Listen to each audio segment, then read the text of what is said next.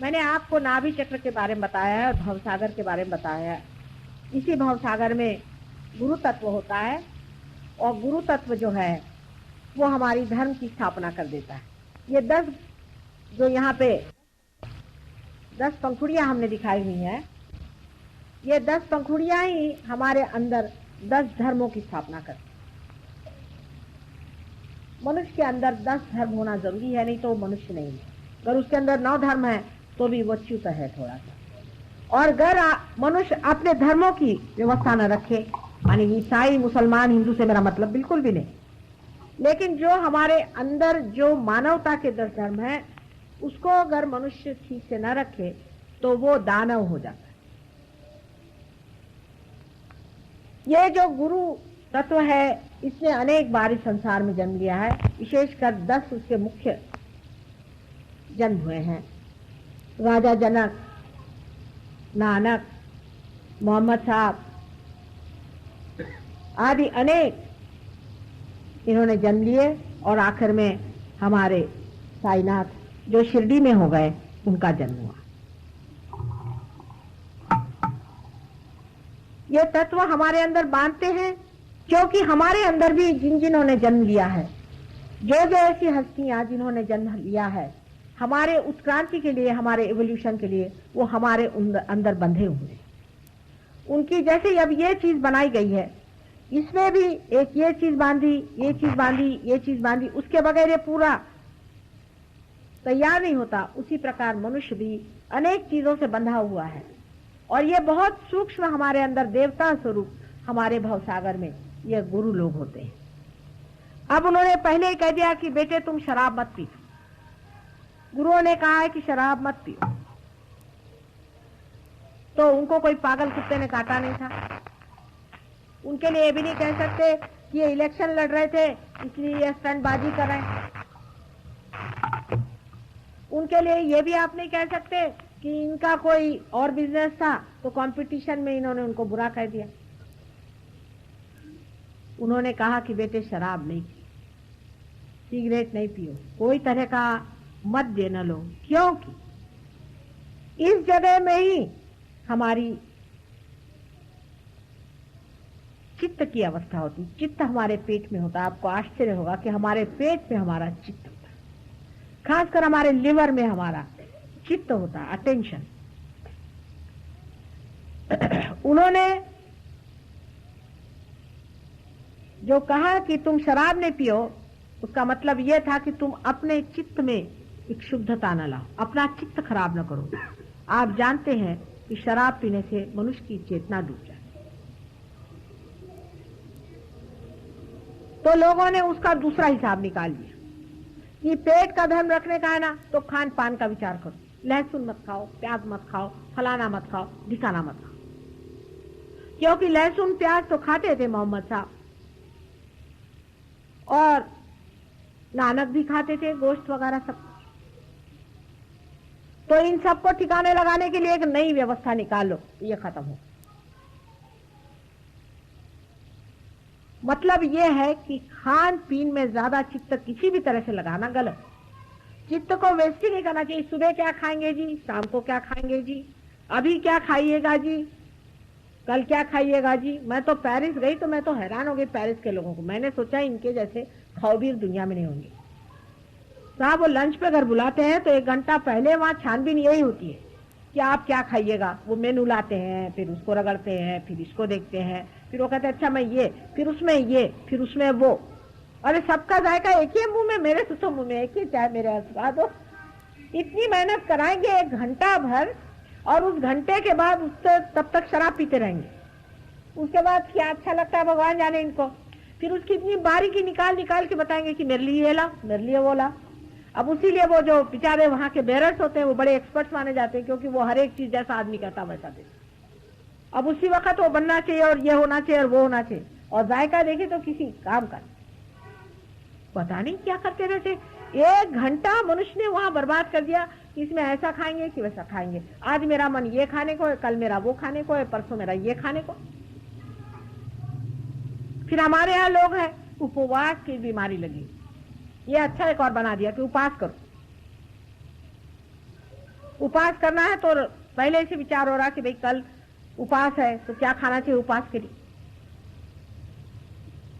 इसमें तो सिर्फ सिंघाड़े का आटा चलता है, तो सिंघाड़े का आटा चलो खारी बावली चलो वहां से लाए, कहाँ मिले, और नहीं मिलेगा तो उपास कैसे होगा। चलो यही चला। फिर फलाने को फोन किया, उसने कहा कि भाई उस जगह में जो दिखाई दिया था मैं ले आता हूँ, फिर वो गए लाने। इसी तरह से इसकी हवा चल पड़ी, आज तो उपास है। शुक्रवार को कहने लगे काहे का संतोषी माँ का यहाँ सब लोग उपास करते हैं। अरे उस दिन तो कभी भी नहीं करना चाहिए, जिस दिन उनका जन्म हुआ संसार में उसी दिन उपास करने को किसने बताया। अब ये ब्राह्मणों के भी चक्कर मैं कहां तक बताऊं, यहाँ बैठे हैं दो चार मेरा सर फोड़ देंगे।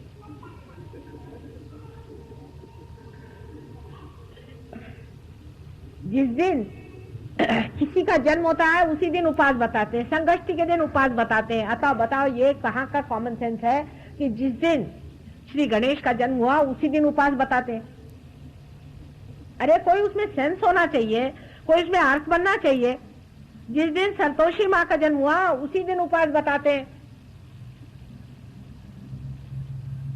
उसी दिन खट्टा नहीं खाने का, माने उनको जो चीज पसंद है वही चीज नहीं खाओ उस दिन। ये उनको प्रसन्न करना है कि ये तो पक्का जो नेगेटिव तांत्रिक है वो ऐसे ही करता है कि जिस चीज से माँ अप्रसन्न हो वही करो। पहली बात सीधी बताए, हमें तो भाई कोई भी उपास बच्चे ने किया हो अच्छा नहीं लगता, कोई भी उपास करने की जरूरत नहीं। ऐसी कौन सी आफत आई है उपास करने के लिए। हाँ ठीक है आज ये मन नहीं तो चलो आज फल खा लिया होगा, पर उपास करने की किसी को जरूरत नहीं। सहयोग में मुझे क्या यहाँ पर टीबी पेशेंट घुमाने के हैं क्या। एक एक वो क्राइस्ट का चित्र बनाते हैं कि एक टीबी पेशेंट जैसा वो खड़ा हुआ है, उसकी टांगे और हाथ पैर ऐसे है कि जैसे हड्डियां लटक रही। अरे क्या क्राइस्ट की ऐसी शक्ल हो सकती है। खुद भी तो सोचो, खुद दिमाग लगाओ कि क्या क्राइस्ट जैसे इतने पहुंचे हुए ब्रह्म स्वरूप की ऐसी शक्ल हो सकती है क्या। वो तो एकदम चमकता हुआ फूल जैसे काफी रोबीला आदमी था, आप जैसे 10 को पछाड़ के उधर गिरा दे। अब ये दुष्ट फ्रेंच आर्टिस्ट जो खुद ही ऐसे ही औरतों जैसे चलते हैं, उन्होंने क्राइस्ट की ये शक्ल बना के रख दी, तो अब क्या करें। कम से कम अपने देश में रामचंद्र जी ऐसे कोई नहीं बनाएंगे। इतनी अपने यहाँ हृष्ट पुष्टता है कि हमेशा सीता जी रामचंद्र जी शरीर के भरे हुए गोल बदन के और सौंदर्य रूप बनाएंगे। इस तरह से मरगिल्ले जिनके की अंदर सारा एक खपड़ी गई हुई है, ऐसे आदमी को देख के तो ऐसे ही लोग भाग जाए। ऐसे लोग किसका कल्याण कर सकते हैं, उद्धार कर सकते हैं। तो ये उपासड़े बना करने की कोई जरूरत नहीं। वो तो सत्याग्रह गांधी जी ने किया तो कर दिया सबके लिए। आप लोग कोई भी उपास करने की जरूरत नहीं, इससे माँ प्रसन्न नहीं हो सकती। इसका मतलब यह नहीं कि खाते ही रहो। आदमी एक्सट्रीम पे जाता है ना कि माँ ने कह दिया खाने के लिए, दूसरे दिन देखा ये पेट लेके चले आ रहे, माँ मेरे पेट का इलाज करो। तो बात कितना अपना नित्य खाना चाहिए, बहुत ज्यादा भी नहीं बहुत कम भी नहीं, लेकिन बीच में चलिए। अतिशयता भी नहीं होनी चाहिए और कमी भी। एक समझदारी से काम लेना चाहिए। साधारण तौर पे कहना चाहिए कि ज्यादा खाने में आदमी का विचार नहीं रहना चाहिए, खाने से कमी रखनी चाहिए। क्योंकि धर्म के हिसाब में बैठता है कि खाना जो है गृह लक्ष्मी का बनाया हुआ वाइब्रेटेड अच्छा खाना, जिसको कि कहना चाहिए कि जो धार्मिक खाना है उसे खाना चाहिए। इसका मतलब यह नहीं कि वेजिटेरियन नॉन वेजिटेरियन की बात मैं करें, बिल्कुल भी नहीं। उसका भी एक्सट्रीम देखिए कितना पहुंच। जैनियों ने वेजिटेरियनिज्म का इतना एक्सट्रीम कर दिया है कि अब मेरी समझ में नहीं आता है कि इसका एक्सप्लेनेशन क्या दे। कि उनके यहाँ एक कमरे में एक ब्राह्मण को रख देते हैं और जितने भी गांव के खटमल है वहां भर देते हैं। उस ब्राह्मण को वो खटमल खाते हैं और उस ब्राह्मण को रुपया दिया जाता है इसका। अब ये बताइए वेजिटेरियनिज्म है। मुझे क्या खटमल को रियलाइजेशन देना या मुर्गियों को देना? अरे मुझे तो इंसान को देना है। मुर्गियां बचा के करोगे क्या? नहीं तो खटमल और वो जो मच्छर होते हैं उन्हीं को लेकर मुझे सब बोलना पड़ेगा। ऐसी दया करने की जरूरत नहीं है। साधारण तौर से जो कुछ आपका आहार व्यवहार है वो करिए। लेकिन कभी कभी इस चीज से और भी डेंजरस बातें हो जाती, जैसे कि मैं आपसे बताऊं डेनमार्क में एक लामा साहब पहुंचे, लामा, नाम लामा, और उन्होंने कहा कि साहब हम तो सिर्फ मार्बल के फर्श पे चलते। वो चारे डेनमार्क के बच्चों ने पैसा इकट्ठा करके उनके लिए मार्बल के फर्श बनाया। बताइए डेनमार्क में मार्बल में मारे गए वो। उसके बाद लामा जी पहुंचे वहां अपने शर्म उड़ा के, उन्होंने कहा कि साहब हम तो वेजिटेरियन है, आपको सबको वेजिटेरियन होना पड़ेगा। अब डेनमार्क में इतनी वेजिटेबल्स नहीं मिलती, आलू के सिवाय खास मिलती नहीं बेचारों। अब जबरदस्ती का राम राम, उनका चलो भाई वेजिटेरियन खाएंगे। सब दुबले पतले हड्डियां सबकी निकल आई, ये धसड़ गए। और लामा जी अपने खाते खूब है। और मैंने कहा भाई तुम्हें सेक्स वेक्स के मामले में क्या बताया लामा जी ने? नहीं, लामा जी ये कह रहे थे, ठीक नहीं थे, लामा जी ये कह रहे थे कि ये तो तुम्हारी संस्कृति की बात है, तो जो करना है करो। अंत में हमने ये सुना, सच बात बताती हूँ आपसे, विश्वास नहीं करेंगे, कि वहां से 2 लड़कियां आई और वो हमसे कहने लगी कि माता जी हम तो वहां प्रेग्नेंट हो। ये इनका वेजिटेरियनिज्म है। और वो जितने भी लोग हैं उसको पछाड़ दिए, क्योंकि जो आदमी नॉर्मली जो खाना खाता है उससे आप हटा दीजिए तो कमजोर हो जाता है, फिर उसके अंदर भूत भरना बहुत आसान। आप किसी को कमजोर कर दीजिए, उसको फिर भूत भरी। रामचंद्र जी जो थे क्षत्रिय थे, सब खाते थे कि नहीं खाते? उन्होंने हिरण किसके लिए मारा था? यानी जैनियों ने तो ये हद कर दी कि कृष्ण के लिए ये कह दिया कि ये भगवान नहीं थे। क्यों? क्योंकि उन्हें संहार नहीं किया। राक्षसों का संहार न कृष्ण जी नहीं करेंगे तो जैनी जाके करेंगे। राक्षसों का क्या संहार नहीं करना चाहिए? वो क्या हिंसा होती है? हिंसा का भी धर्म होता है। जो कुछ हितकारिणी चीज है वो सब धार्मिक है और वो करनी पड़ती, गुस्सा भी करना पड़ता है। अगर क्रोध नहीं करिए तो भूत भागते नहीं है। कभी कभी चिल्लाना पड़ता है कि भाग जा, तो भागता है डर, नहीं तो भागता ही नहीं। तो चिल्लाने में कोई हर्ज नहीं, अगर उसी से भागता है, अगर वो गुस्सा ही समझता तो भगाना चाहिए कि क्या नहीं। साहब उसके आगे हाथ जोड़ के कहे भाई तू इसके शरीर को छोड़ दे, मैं बिल्कुल नॉन वायलेंट हूँ, तो किसी तरह से इसके शरीर को छोड़, तो भूत आपके ऊपर भी आके बैठ जाएगा। जहाँ डांटना पड़ता है वहां डांटना ही पड़ता है। आप देखिएगा कि पहले तो लोग झाड़ू वाड़ू मारते थे, वो तो छोड़िए, आपका झाड़ू नहीं मारिए, झाड़ू छाड़ लगानी पड़ती। भागते हो कि नहीं भागते हो? तो भाग जाते। कभी कभी कहना पड़ता है कि तुम्हें शाप दे दूंगी अगर नहीं जाओगे तो, फिर बुरिया बस्तर लेकर के चले जाते। आप देखना कभी कभी ये क्या चीजें होती हैं, ये भी एक देखने की चीज है। तो गुस्सा नहीं आना चाहिए, ये भी एक अजीब तरह की चीज है। हमारे बंबई में एक प्रोग्राम हो रहा था, काफी लोग थे, उसमें एक महाशय के भूत चढ़ाया, ऊपर चढ़ के आया मेरे, वो उन्होंने किताब फाड़ी, मेरे ऊपर फेंका, मुझे 10 गालियां सुनाई, मैं तो देखती रही। उसके ऊपर फिर कुछ लोग बिगड़े कि तुम माँ को ये सब नहीं कह सकते हो, उनका देखो तुम सहयोगी हो, शांति से बैठो, तुमको गुस्सा नहीं करना चाहिए। मैंने कहा इसको 2 लोग पर लगाओ और बोलेगा तो इसको पुलिस में दो, भागा वहां। मतलब ये है कि अब वो दिन बीत गए कि जब साधु संतों को सताया जाता था। अब ये दिन आ गए कि खबरदार, जब किसी ने भी साधु संतों की तरफ टेढ़ी आंख की है तो उसकी आंख ही नोच ली जाएगी, उसके बगैर अब ठीक नहीं होने वाले। हर समय साधु संतों को छलने का अधिकार किसने दे रखा है मनुष्य? ये नया जमाना आ गया है, बहुत हो गया। अब सबके जितने गुप्त है सबके सब निकाले जाएंगे, सबने जो जो अधर्म किए हैं सबको ठिकाने लगाया जाएगा। साधु संतों को छलने का किसी को अधिकार नहीं। पहले तो ये कहते थे हाँ इनको पाप लगेगा, अब पाप जो लगेगा उसी क्षण दिखाई देना चाहिए, नहीं तो साधु संतों की जो तकलीफ है वो दूर नहीं जा सकती। कितना छला है हमने साधु संत। ये अधर्म की वजह से, जब नाभि में अधर्म हो जाता है, जिस वक्त में यहाँ सारा अधर्म छा जाता है, तब श्री विष्णु जी अवतरण लेते और वो अनेक रूप से आए हैं। आपको मालूम है स्त्री रूप भी वो आए।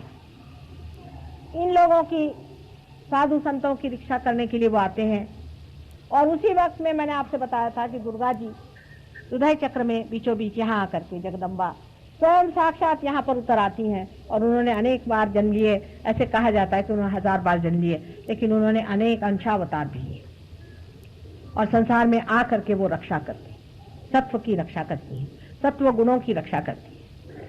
उस रक्षा के बाद जब मनुष्य यहाँ उठता है तो ये जगदम्बा का स्थान है और यहाँ जगदम्बा विराजती है आपके हृदय में। हृदय चक्र बीच में होता है और हृदय आपके लेफ्ट में होता है। हृदय में शिव जी का स्थान है जिसको कि आत्मा स्वरूप कहते हैं वो शिव जी वहां हृदय में रहते हैं। अगर कोई आदमी कहे कि हमें हार्ट अटैक आ गया, तो हम उससे अगर कहें कि अच्छा तुम परमात्मा से क्षमा मांगो, उनसे कहो कि हे करुणानिधि तुम हमें क्षमा करो। हमने अगर कोई भी गलती की हो, किसी भी तरह से हमने कोई गलत काम किया हो, तो हमारी तुम क्षमा कर। चरण कृतम वा कायजम कर्मजम वा श्रवण नयनजम वा मानसम वा अपराधम विहितम अविहितम वा सर्वमेतत् क्षमस्व जय जय करुणाब्धे हे महादेव शम। ये इसका मंत्र है, और अगर उसका हाथ ठीक नहीं हो जाए तो जो कहिए मार जाए। लेकिन ये आपके कहने से नहीं होगा, इसको रियलाइज सोल चाहिए, क्योंकि उसका कनेक्शन परमात्मा से हो गया है और उसने अगर क्षमा मांग ली तो मान्य है, क्योंकि भोले शंकर है ना। लेकिन कनेक्शन होना चाहिए। उल्टे अगर आप शिव जी के भक्त हैं तो आपको हार्ट अटैक आएगा। हाँ बिल्कुल आएगा। क्यों? क्योंकि उनसे बगैर परमिशन लिए, बाप रे बाप, शिव जी आपको तो प्राइम मिनिस्टर को भी मिलना होता है, 100 बार उसको चिट्ठी लिखनी पड़ती, पर शिव जी तो सबके नाना के दादा हैं। वो बहुत बड़ी चीज है। उनका फटाक से मुंह में नाम लेना कोई सोपी चीज नहीं है कि आप ले लेते हैं हर एक का नाम, नहीं। उनका नाम लेने के लिए देखिए उनके साथ में कैसे कैसे लोग बैठे हुए, ऐसे खड़ाक खड़ाक वो गणक लोग आपको मारेंगे कि आप ठीक हो जाइएगा। इसलिए कभी भी शिव जी का नाम बगैर रियलाइजेशन के कभी भी न लेना। रियलाइजेशन के बाद अत्यंत नतमस्तक होकर उनसे क्षमा मांगते हुए उनका नाम लेना चाहिए। बहुत ही ह्यूमिलिटी की जरूरत है अगर शिव जी का नाम लेना है तो, और उनको सिर्फ ह्यूमिलिटी पसंद आती है, और इसी ह्यूमिलिटी की वजह से बड़े बड़े राक्षसों ने भी उनको पाया। बहुत ही हम्बल आदमी को होना चाहिए, हमेशा अपनी गलतियां मानते हुए उनके चरणों में रहने वाले के लिए वो प्रसन्न रहे। अगर आपको अपने हार्ट थोडा वेळ थांबा ना, आताच काय फोटो घ्यायचा, सगळे डिस्टर्ब होऊन राहिले, काय विशेष आहे? मी काय प्राइम मिनिस्टर आहे? भाषण देते वक्त क्या विशेष रूप आने वाला है मेरी समझ में नहीं आता. घ्यायचं ते ह्या सगळ्यांची घ्या, इकडून घ्या, चला सगळे डिस्टर्ब होऊन राहिले. अच्छा, शिवजी का ये स्थान है. शिवजी जो है वो हमारे अंदर आत्मा स्वरूप हृदय में रहते, एक ज्योत की तरह हमेशा जलती रहती है, और वो सब चीज को जानते हैं कि आपके अंदर क्या हो रहा है क्या नहीं हो रहा है. वही क्षेत्रज्ञ जिसे कहते हैं. वो उस परमेश्वर के सामने आप कोई गलती ना करना. अगर की है तो बिल्कुल माफी मांग लीजिए, क्योंकि फौरन आपका हृदय चक्र पकड़ जाएगा, हृदय पकड़ लेगा. अगर आपने गलती करी हो तो हृदय पकड़ लेगा. इसलिए आप याद करिए कि आपने क्या गलती की है. अगर कुछ नहीं याद हो तो प्रभु कुछ भी गलती हो गई माफ कर दो. उनके माफी मांगे बगैर हृदय नहीं छूटता. अब कोई भी तरह का एक्सट्रीम व्यवहार करने से वो बहुत जल्दी नाराज हो जाते हैं. इसीलिए मैं हठ योगियों से कहती हूँ कि हठ योग छोड़ो, हार्ट अटैक आएगा. सिर्फ आसन करना ही कोई हठ योग नहीं होता है. इसमें 6 तरह की चीजें होती हैं, आप जानते हैं. यम नियम होने चाहिए. सिर्फ ब्रह्मचारी कोई हठ योग करना चाहिए, और वो भी जंगलों में जाकर 25 साल से पहले हठ योग की सारी क्रियाएं खत्म करनी है.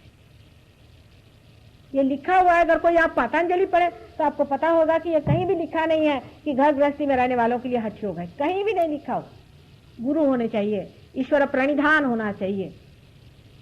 उसमें से प्राणायाम और व्यायाम, आसन आदि, ये तो बहुत ही छोटी सी चीज है. आसन पे खासकर. फिर आसनों में भी आपको पता होना चाहिए कि आपके कौन से चक्र में कौन सी खराबी है. अब आपका पेट खराब है, आसन आप गले का करें तो गला तो खराब होएगा, पेट भी खराब हो जाएगा. कौन सी चीज कहाँ करनी चाहिए, इसका सबका साइंस है. कौन से मंत्र का कहाँ उच्चार करना चाहिए, इसका सारा साइंस है. आपका अगर हृदय पकड़ा हुआ है और आप विष्णु जी की भक्ति कर रहे हैं तो क्या फायदा हो.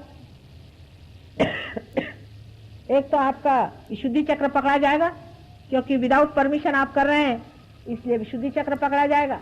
शिव जी आपसे नाराज हो जाएंगे, और विष्णु जी का आप नाम ले रहे हैं, इसलिए आपका पेट भी खराब हो जाएगा. जो अच्छे भले थे वो बिस्तर में पड़ जाएंगे, नहीं तो अस्पताल में पहुंच जाएंगे, और कहेंगे हम तो इतने धार्मिक, माता जी रोज हम पाठ करते हैं, और हम तो अस्पताल में पड़े. अब इसमें दोष आपके अज्ञान का है. सबसे बड़ी चीज ये है, इस सब का सबकी माफी होती है. इस सब चीज को परमात्मा क्षमा कर देते हैं. सब चीज ठीक रह सकती है अगर आप एक चीज पे डटे रहें, परम श्रद्धा. श्रद्धा बहुत बड़ी चीज है. अगर परमात्मा के प्रति बिल्कुल इनोसेंट श्रद्धा है कोई क्वेश्चनिंग नहीं है। परम श्रद्धा परमात्मा के प्रति रखने वाले आदमी को कभी न कभी परमात्मा तो मिल ही जाते हैं, पर वो अगर कोई सा भी ऐसा कार्य करता है तो वो क्षम्य हो जाता है। वो अगर परमात्मा को याद करता है वो क्षम्य हो जाता है, क्योंकि परमात्मा जानते हैं ये श्रद्धा का इसका सूत्र हमारे साथ चल रहा है। लेकिन श्रद्धावान आजकल कोई है नहीं, फैशन में ही सारा काम कर रहे हैं, इसलिए उसका अपोजिट रूप बन जाता है। इसलिए आदमी उल्टे दशा में आ जाता है, उसकी उल्टी गति हो जाती है, उसका उल्टा असर आ जाता है, जो करने जाते हैं बराबर उसके उल्टा आता है। जैसे मैंने आपसे बताया कि हरे रामा हरे कृष्णा वाले जितने भी हैं सबको थ्रोट का कैंसर हो रहा है। मेरे पास कितने उनके आते हैं। मैंने कहा भाई तुम आश्रम के जगह कैंसर हॉस्पिटल खोलो। अब उनसे कहो कि भाई हम तो हरे राम हरे कृष्णा करते हैं, हमें क्यों कैंसर हो रहा है? भाई वजह यह है कि आपके विशुद्धि चक्र में आप श्री कृष्ण का नाम ले रहे हैं, उनसे कोई परमिशन नहीं लिया आपने, उनसे आपको परमिशन लेनी चाहिए। अगर आपने बगैर परमिशन के सुबह से शाम तक उनका नाम जपना शुरू कर दिया तो वो कोई आपके नौकर है? लेकिन ये तो तब समझ में आता है जब कैंसर हो जाता है, फिर कोई बताता है कि माता जी कैंसर ठीक करते हैं, तब वो आते हैं। आपको आश्चर्य होगा कि ऐसी उनकी दुर्दशा होती है कि मैं उनसे अगर कुछ पूछना भी चाहूं तो भी उनके मुंह से वही शब्द निकलते रहते। इस तरह से कोई सी भी बेवकूफियां करने से कितनी तकलीफ हो सकती है। आप सोच सकते हैं छोटी चीज इलेक्ट्रिसिटी जैसी लीजिए, जो कि बहुत ही साधारण शक्ति, उसमें भी अगर कहीं आप उंगली घुसेड़ दीजिए तो आपको शॉक बैठ जाता है। ये जो महान प्रचंड शक्ति परमात्मा की बह रही है, उसके प्रति अनादर, उसके प्रति अज्ञान कितना नुकसानदेह हो सकता है, इसको समझना चाहिए। और इसीलिए आपको एक से एक चीज मैं बताने वाली हूँ। कोई भी चीज गुप्त से गुप्त तरतम, कोई सी भी चीज आपसे मैं छिपाने नहीं वाली हूँ। इस शक्ति के बारे में मैं हर एक चीज आपको बताने वाली हूँ, जिससे बाद में आप मत कहना कि माँ तुमने नहीं बताया। इसके लिए समझने की जरूरत है। उससे ऊपर में यहाँ मैंने बताया था कि रामचंद्र जी का स्थान है राइट साइड में, क्योंकि उनकी मर्यादा पुरुषोत्तम यहाँ पे राइट, ये जो रजोगुण है उस पर बैठे हुए पिंगला नाड़ी के ऊपर में। अब उनके बारे में क्या बताएं, आप तो जानते ही हैं, उनके बारे में जितना ही बताया जाए वो कम है।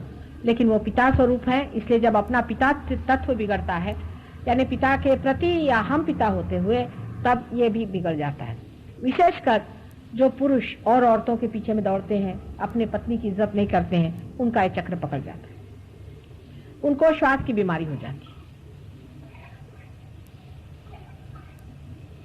सीधा हिसाब, हृदय चक्र अगर आपका पकड़ा है तो रामचंद्र जी का जो महान तत्व है एक पत्नी व्रत, उसके आप विरोध में हैं।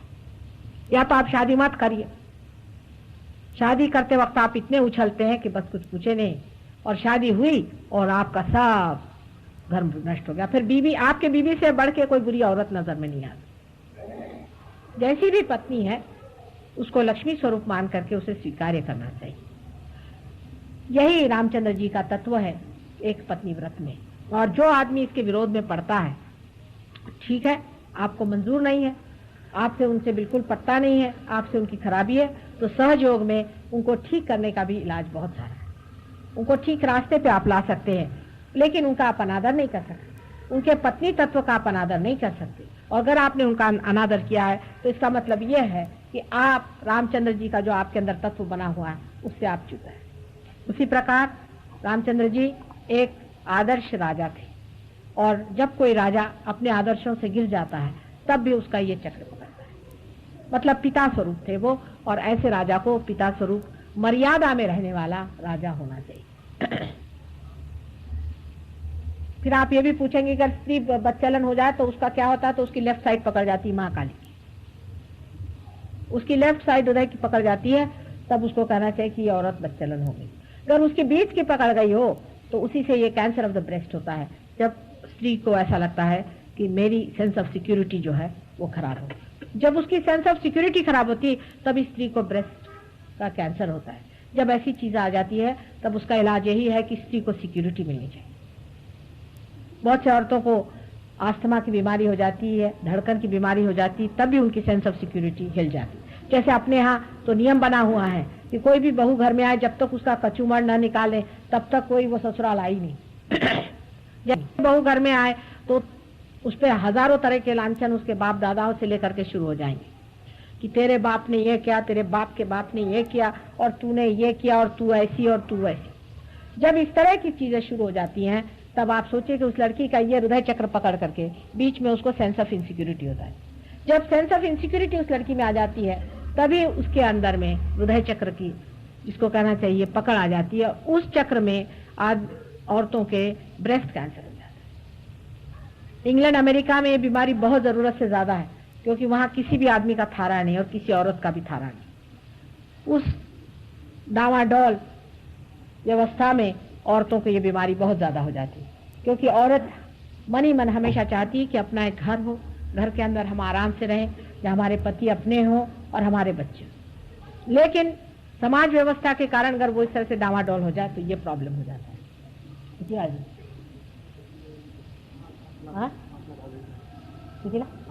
बर 10 मिनट।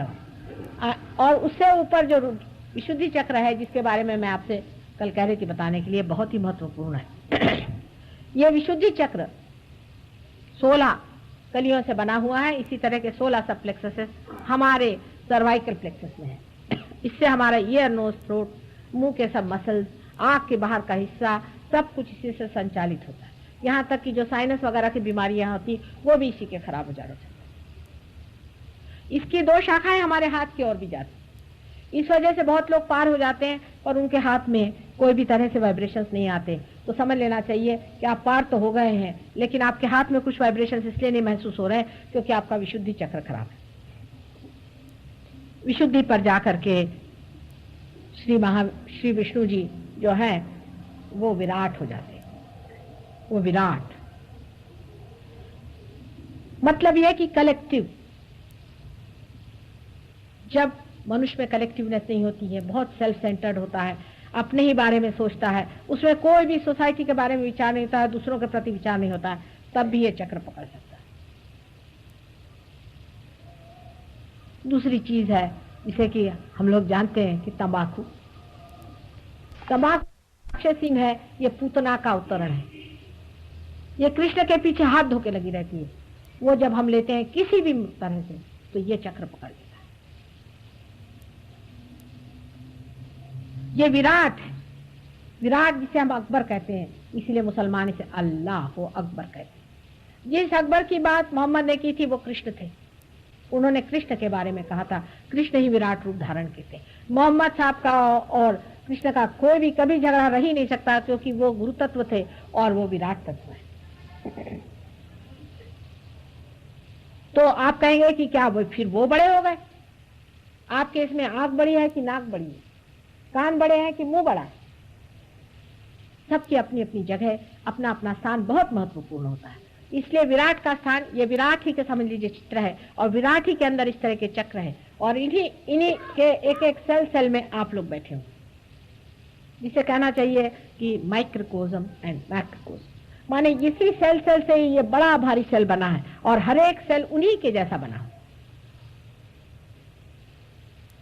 जिस वक्त इसमें बचे हुए छोटे छोटे सेल को ये जागृति हो जाती है कि इस विराट का वो एक स्वरूप है, उसी वक्त रियलाइजेशन हो जाता है। आप कलेक्टिव कॉन्शियसनेस में आ जाते हैं। आप महसूस करने लग जाते हैं कि जैसे ये बहन जी हैं, इनके कौन से चक्र पकड़े, इनकी कहां पर है अभी, ये इनकी कुंडलिनी कहां उठी, कहां तक पहुंची। छोटे छोटे बच्चे भी जब इस स्वरूप को प्राप्त हो जाते हैं विराट के, कलेक्टिव कॉन्शियसनेस के, तो बता सकते हैं। जैसे अभी प्रज्ञा हमारी है, छोटी सी है, मेरी ग्रैंड डॉटर 2 ही साल की, वो भी बता देगी आपका कौन सा चक्र पकड़ा, क्योंकि वो उंगलियों में महसूस होने लग जाता है कि नई जागृति हो जाती है। आप महसूस करने लगते हैं कि यहाँ यहाँ यहाँ यहाँ कहां पर कौन सी चीज पकड़ रही। इस विराट के तत्व को बहुत समझने की जरूरत है। जब आप तंबाकू खाते हैं तो आप अपने अंदर के विराट को खत्म कर देते हैं। अपने अंदर बसा हुआ विराट जो कलेक्टिव कॉन्शियसनेस है, उसको आप खत्म करते हैं। तो कितनी गंदी चीज ये है बताइए, कितनी बुरी चीज ये है, इसका आप अंदाज बताइए। ये संसार में परमात्मा ने बनाई क्यों, ऐसा किसी ने प्रश्न किया था। तो वो बनाई है क्योंकि ये कीड़े मकोड़ों को मारती, इंसेक्टिसाइड है। भगवान को क्या मालूम था कि महामूर्ख मनुष्य इंसेक्टिसाइड खाने लग जाएगा, उसको नहीं पता था, उसने ऐसी बना दी। वो भी क्या करे, अब ये कहेंगे कि शराब क्यों बनाई, तो शराब पॉलिशिंग के लिए बनाई है, सिर्फ पॉलिश है, पॉलिश। कहीं मेटल पॉलिश है, तो कहीं वुड पॉलिश है, तो कहीं डायमंड भी पॉलिश करना तो जिन से कर सकते हैं। सिर्फ पॉलिश है। वो पॉलिश पीने को किसने बताया था? आप कोई भगवान ने तो नहीं बताया था ना। तो आप लोग क्यों पीने लग गए? अब कल अगर आप मिट्टी खाने लग जाएं, मिट्टी से भी बदतर कुछ और करने लग जाएं, तो क्या करें? इसमें परमात्मा का कौन सा दोष है, या आपके अकल का दोष? अगर आप इस पॉलिश को पिए नहीं तो आपको चढ़े ही ना, लेकिन आप उसको ही पिएंगे जो गलत चीज है। और एक समझ में नहीं आता कि जब एक आदमी जाता है पीने और झींगता हुआ आता है, उसको देख के भागना चाहिए, तो फिर उसमें 10 आदमी और घुसते। अब बताइए मनुष्य की क्या बुद्धि है। एक आदमी अभी अंदर से निकला और नाली में गिर गया, बाकी लोगों को उसकी दशा देख के वहां से भागना चाहिए कि बाप रे बाप ये क्या चीज है पता नहीं। उसको नाली में गिरा देख करके 10 आदमी और वहां जाते हैं और क्यों लगाते कि हम भी नाली में गिरना चाहते, हमको भी पिलाओ भाई। उस पर फिर कविता लिखते हैं, बड़े बड़े आख्यान लिख दिए, बड़ा बड़ा कमाल लिख दिया। आपके खिलाफ मैंने बोलना शुरू कर दिया कि 8-10 आदमी उठ के खड़े हो गए जाने के लिए। तो क्या मुझे ये कहना चाहिए अभी नहीं गया, अभी नहीं गया?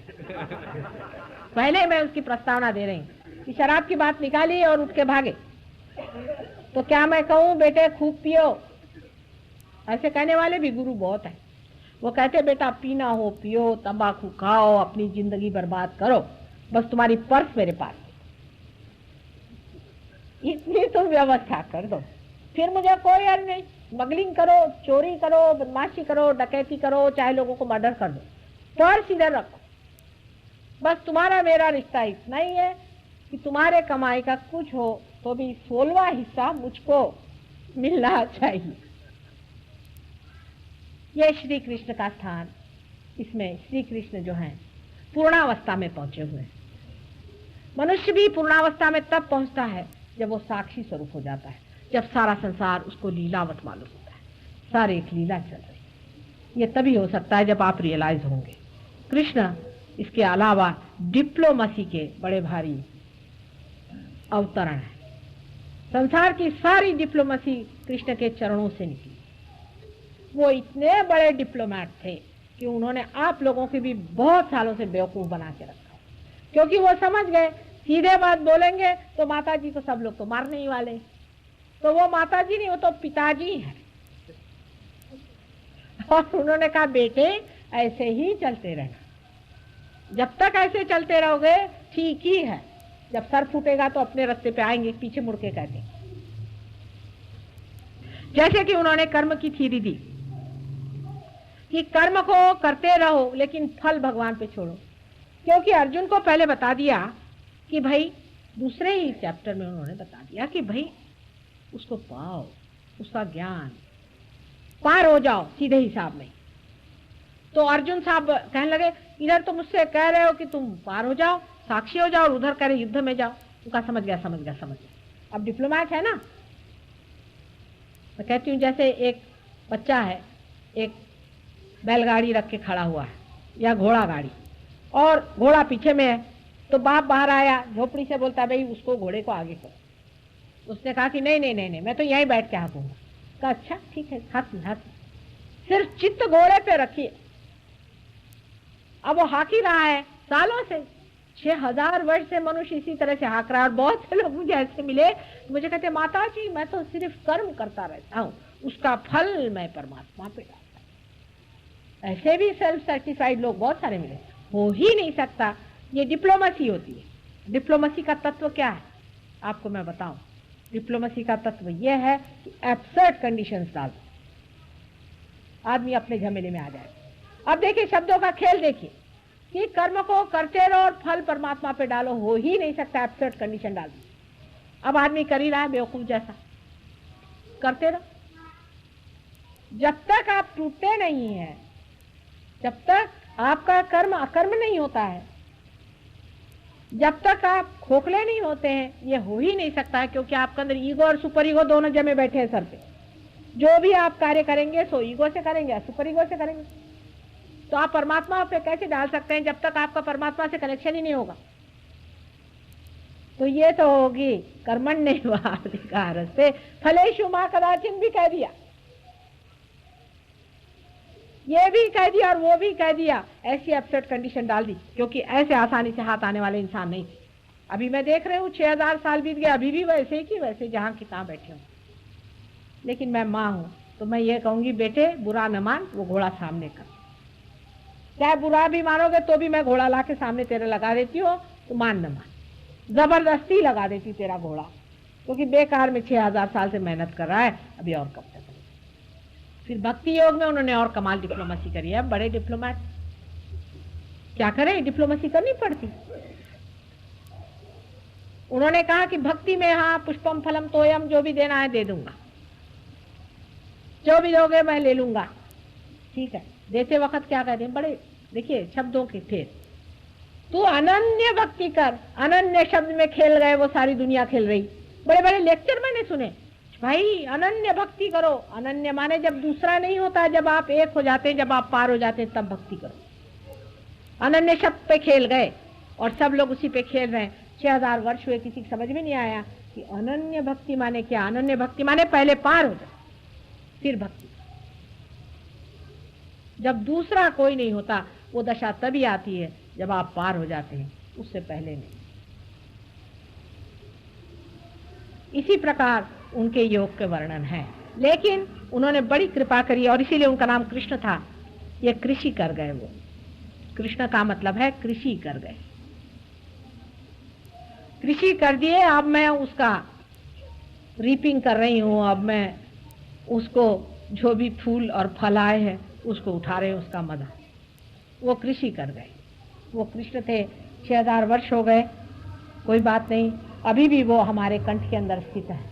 और कंठ में वो जब जागरूक हो जाते हैं, तब हम विराट के ओर अपने हाथ फैला सकते हैं और जान सकते हैं कि हर एक इंसान के अंदर हम ही बसे हुए। सूत्र पे हर एक के आ जाते हैं।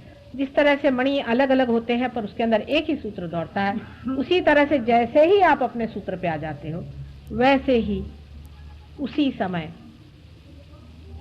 आप दूसरों के भी सूत्र पे चले जाते हैं। इसी को कलेक्टिव कॉन्शियसनेस कहते हैं। और एक बड़ी भारी कृपा है साइंटिस्ट की, साइकोलॉजिस्ट की, यूंग जैसे, जिसने कहा है कि next step to awareness is collective consciousness. आदमी में कलेक्टिव कॉन्शियसनेस, सामूहिक चेतना स्थापित होगी। ये बात यूंग ने कही, जो कि फ्राइड जैसे राक्षस का शिष्य बन के आया। यह भी देखिए कमाल, फ्राइड का शिष्य बन के आया, उसको रिवोल्ट किया और उसने ये स्थापित कर दिया कि मनुष्य के अंदर कलेक्टिव कॉन्शियसनेस है। और उसके उन्होंने प्रूफ के तरह पे बहुत सारे लोगों के स्वप्न को देखा और स्वप्न में उसने ये पता लगाया कि हर एक के स्वप्न में कुछ न कुछ प्रतीक रूप सिंबल्स आते हैं। और ये सिंबल्स हर एक आदमी में एक ही तरह का आते हैं, चाहे वो इंग्लैंड में हो, चाहे वो अमेरिका में हो, चाहे हिंदुस्तान में हो, चाहे तिम्बक्तू में। जैसे कि समझ लीजिए कोई आदमी को मर्डर करने का है, तो उसके सामने एक विशेष तरह का त्रिकोण आता है हर समय उसके जिंदगी में, और उसका जो पॉइंट है नीचे में होता है। और अगर किसी का मर्डर होने वाला है तो उसका पॉइंट ऊपर में आता है और उसी तरह का त्रिकोण आता है। हजारों उन्होंने स्वप्नों का इस तरह से पता लगा करके ये सिद्ध कर दिया कि अपने अंदर कोई ऐसी शक्ति है जो हमें हमेशा संतुलन देती है, हमें आगाह करती है हमारे स्वप्नों में। इतना ही नहीं, लेकिन हमें वो सिंबल्स के तरह से हर एक चीज के बारे में पहले ही से चेतावनी देती है कि ये गलत चीज है, इसे न करो। ऐसे अनेक उन्होंने किए हैं। अब उनके तो वॉल्यूम्स के वॉल्यूम्स है, आप उसको पढ़िएगा और आप जानिएगा। और वो बहुत बड़े सहज योगी थे यूं, लेकिन उन्होंने बड़े जीवन में बहुत संघर्ष उठाए। उनको बहुत कम लोगों ने माना और बड़ी उन पर आफत रही। हर एक सियाने आदमी की ऐसी आफत रही, कोई सियाने आदमी की इतनी भी तादाद नहीं हो पाई थी।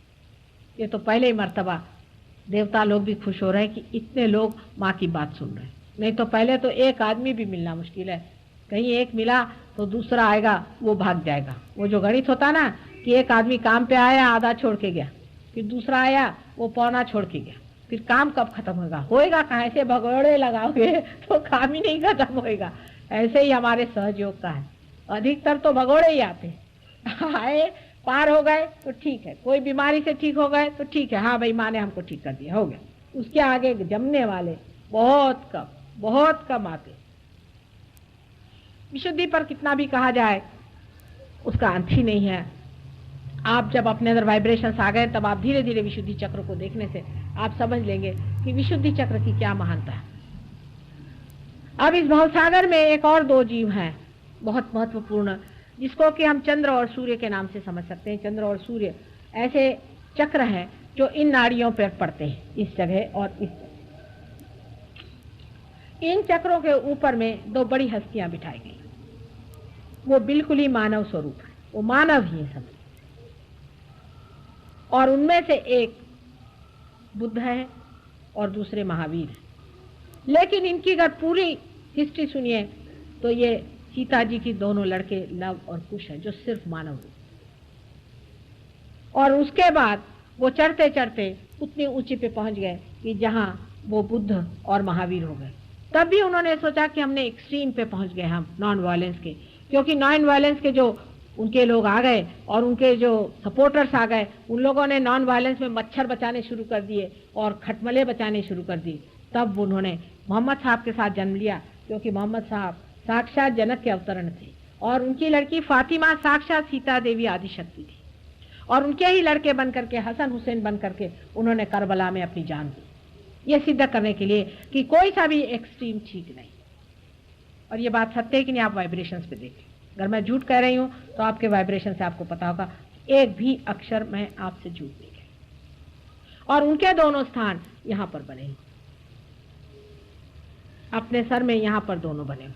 जब आपकी नाभि लेफ्ट पकड़ती है तो सोचिए कि महावीर का स्थान खराब हो गया। और महावीर का स्थान खराब होने का मतलब है आप बड़े कट्टर आदमी हैं।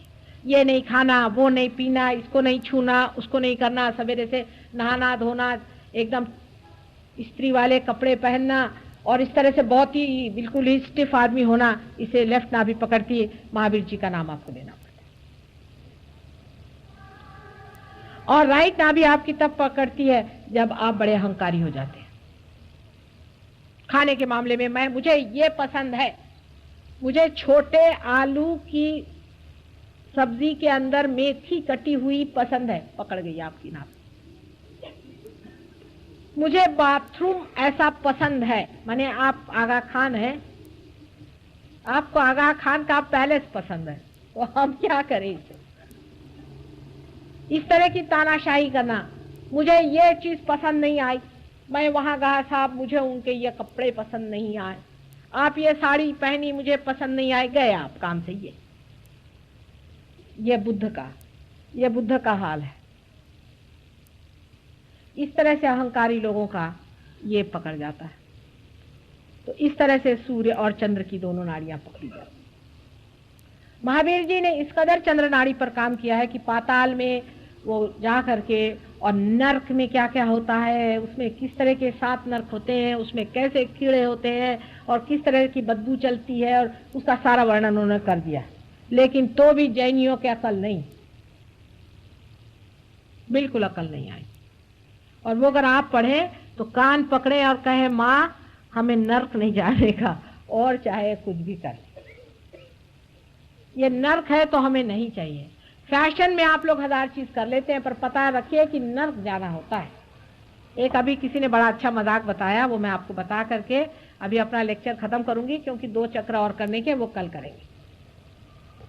एक मजाक कभी किसी साहब ने बताया कि एक आदमी बड़े धार्मिक थे, सात्विक थे, बेचारे बड़े शांति से रहे, और जब वो भगवान के पास गए तो उनको स्वर्ग में भगवान ले गए, तो देखा वहां भी बहुत सारे सहयोगी बैठ करके ध्यान धारणा कर रहे। तो उन्होंने कहा कि भाई यहाँ भी वही चक्कर, मैं वहां भी ऐसा ही रहा, यहाँ भी यही चक्कर, हमने तो सुना कि बड़ा मजा होगा, तो यहाँ तो कोई मजा ही नहीं हो रहा, सब लोग ध्यान ही में मजा ले रहे हैं, मनन में ही मजा ले रहे हैं, तो कुछ ना कुछ तो और भी चीज होनी चाहिए। तो उन्होंने कहा भगवान से कि भाई मैं जरा नर्क जाना चाहता हूँ, मैं जरा नर्क जाके देखना चाहता हूँ कि नर्क भी क्या चीज है, कुछ मुझे भी उसका पता चले कि नर्क क्या चीज है। भगवान ने कहा अच्छा चले जाओ बेटे, इस रास्ते से चले जाना। वहां गए तो देखा वहां माँ रंगरलियां नच रही हैं, औरतें नाच रही हैं, तमाशे हो रहे हैं, गाना बजाना हो रहा है, वो गंदी भद्दी बातें हो रही हैं, सब शराब चल रही है, सब सिगरेट चल रही है, मतलब जैसे यहाँ होते हैं ना, क्या कहते हैं उसे, भूल गई मैं, हाँ नहीं कैबरे नहीं, कहते हल्की तुम्हारा मैं, हाँ डिस्कोथेक, हाँ डिस्कोथेक खुले हुए हैं उनका। वाह भाई वाह, ये तो जगह पे मैं पहुंच गया। तो उन लोगों ने संगीत अपना ठहरा, पूछा भाई तुम यहाँ किस सिलसिले में खड़े हो? कहले मुझे नर्क में जाने का है, इसलिए मुझे भगवान ने यहाँ भेज दिया। कहले अच्छा ये देखो ये दरवाज़ा, यहाँ से जाओ। दरवाज़ा जैसे खोला तो देखा लोगों को कढ़ाई में झोंक रहे हैं, कहीं जला रहे हैं, कहीं उल्टा टांग रहे हैं, गर्दनें काट रहे हैं, मैल पीप में छोड़ रहे हैं, कहीं उसमें गंदे गंदे प्राणी उनके ऊपर चढ़ रहे हैं, उनको खा रहे हैं। लेपर्स के जैसे सब खड़े हुए हैं। दौड़ के आए वापस। उनका भाई ये क्या, ये तुम लोग तो बाहर ये कर रहे हैं, अंदर वो हो रहा है। कहले ये हमारा पब्लिसिटी डिपार्टमेंट है नर्क का।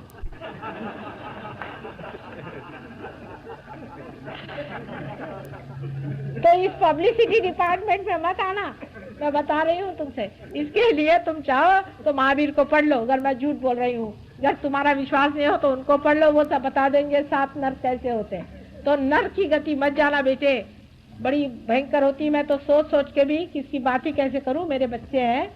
तुम सोचो कि कोई माँ अगर जानती होगी नर्क क्या है तो वो चिल्लाएगी, चीखेगी, बच्चों को अपने पकड़ के रखेगी, बाबा रे वहां मत जा।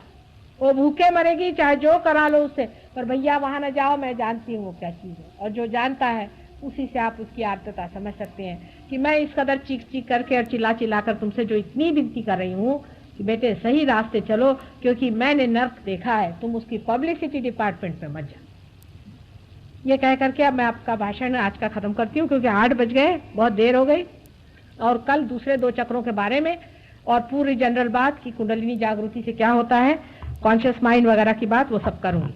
आप लोग कल भी आइएगा और सारा लेक्चर जो है उसको नोट कर लें, समझ लें, तो विचार करें और पार हों। और जागृति वगैरह का कार्य मैं सवेरे करती हूँ। जागृति मेडिटेशन के लिए सवेरे आई, क्योंकि अभी उसका टाइम नहीं है। और इतना ही नहीं, लेकिन सवेरे मैं आप लोगों को कोई क्योर्स करने हो वो भी मैं करूँगी। लेकिन अब लेक्चर काफ़ी लंबा चौड़ा हो गया, मुझे तो उम्मीद नहीं थी इतने ज़ोर से वाइब्रेशन से। जिन लोगों के हाथ में ठंडा आ गया है वो समझ लें कि वो पार हो गए, सीधा हिसाब। लेकिन इसमें जमना पड़ता है, इसमें बैठना पड़ता है, ये रचना पड़ता है, ये सूक्ष्म तत्व है।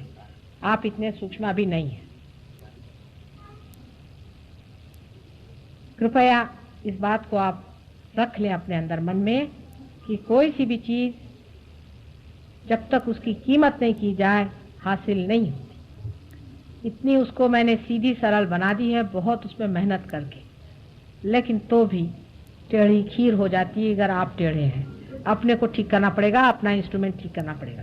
सिर्फ हम आपकी गाड़ी चालू कर दे सकते हैं। बड़ी खुशी की बात है कि हिंदी में 7 साल बाद, बहुत प्रयोजन आदि होने के बाद, हिंदी वालों की कृपा से अब हिंदी में एक छोटी सी पुस्तक प्रसिद्ध हो गई। ये हिंदी वालों ने बड़ी उपकार हमारे ऊपर किए हैं और वो किताब अभी आ गई है। आप लोग सब इसको किताब को लें, घर पे जाकर पढ़ें और समझें। इससे काफ़ी आप लोगों को पता चलेगा। लेकिन पुस्तक से सब नहीं होता, अनुभूति होनी चाहिए। जिसको अनुभूति नहीं हुई है उसके लिए सब व्यर्थ। नहीं, दाम तो जरूर है। 1-1 रुपया ठेवा, 1 रुपया रख लो। जितनी श्रद्धा हो, 1 रुपये से तो कम नहीं होगी ना। 1 रुपये कुछ दाम जरूर रखो। इसकी वजह यह है, मनुष्य का स्वभाव मैंने देखा है, अगर दे दो तो ये कचरा गाड़ी के लिए अच्छी है, चलो लगा, ये बात नहीं। इसका बड़ा महात्म्य है। इस फोटो से वाइब्रेशन आ रहे हैं, इसलिए इसे कायदे की जगह में रखना और कायदे से इसको इस्तेमाल करना। इसी फोटो की वजह से हजारों लोग देहातों में पार हो गए और जिनको आरोग्य मिला। इसलिए इस फोटो का अपमान मत करो। मैं पहले ही से बता दे रही, मैं दिखती हूँ उतनी सीधी नहीं हूँ और मेरे अंदर बहुत से लोग बैठे हुए हैं, वो सब आपको देख रहे हैं। इसलिए गड़बड़ काम कोई नहीं करना। एक तो हनुमान जी जो बैठे हैं वो दरवाजे में उधर खड़े हुए हैं, अभी जाते वक्त सबको 1-1 लगाएंगे। सीधे सीधे नम्रता पूर्वक शांति पूर्वक जाना बेटे, मैं समझा रही हूँ तुमको। ये फोटो है, 1-1 सब लोग खरीद लो। 1 रुपया किसी के लिए ज्यादा नहीं है, खरीद लो। क्योंकि अगर मुफ्त बांटना शुरू करें तो हो सकता है वहाँ वो बाहर खड़े, वहाँ खड़े रहिए, या यहाँ से जिसको लेना है। जो हाथ लेके बैठो तो कितनी देर तक लेके बैठना चाहिए?